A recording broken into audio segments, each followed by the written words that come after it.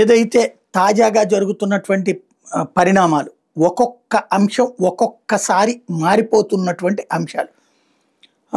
CID take up చేసేటటువంటి కేసులు ఎలా ఉంటాయి, సిఐడి టచ్ చేసేటటువంటి అంశాలు ఎలా ఉంటాయి అన్నటువంటి చర్చకి తావిచ్చేటటువంటి వ్యవహారాలు. ప్రస్తుతానికి సంబంధించి సిఐడి చేస్తున్నటువంటి యాక్టివిటీని ప్రజలు ఎలా నమ్ముతారు అన్నటువంటిదే ఇక్కడ కీలకమైనటువంటిది. ఏ అంశాల మీదనే టేకప్ చేస్తుంది సిఐడి, ఏ అంశాల మీద చేయకూడదు అంటే దేని మీదనైనా చేయొచ్చు, దేని మీదనైనా చేయకూడదు. ఇప్పుడు లిక్కర్కి సంబంధించి కొత్తగా కనిపెట్టినటువంటి అంశం అంటూ ఏదైతే దుకాణాలకు సంబంధించినటువంటి డబ్బులు ఎట్లా ఉంటాయి, లేకపోతే కనుక ప్రజలకు సంబంధించిన ఎట్లా ఉంటాయి లాంటిది అనేక కథలు రాసుకుంటూ వచ్చినాయి మీడియా. తెరా చూస్తే ఇప్పుడు అసలు పాయింట్ పక్కకి వెళ్ళిపోయింది.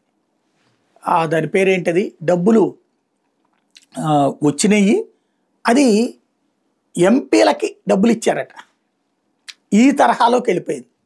అట్లాగే సిఐడి టేకప్ చేసిందంటే ఖచ్చితంగా సమగ్రమైనటువంటి, మనకు ఆ టీవీలు సినిమాలలో వచ్చినటువంటి సిఐడి అంటే చాలా బాధ్యతాయుతంగా నిజమైనటువంటి కేసుల దర్యాప్తులకు కనబడింది.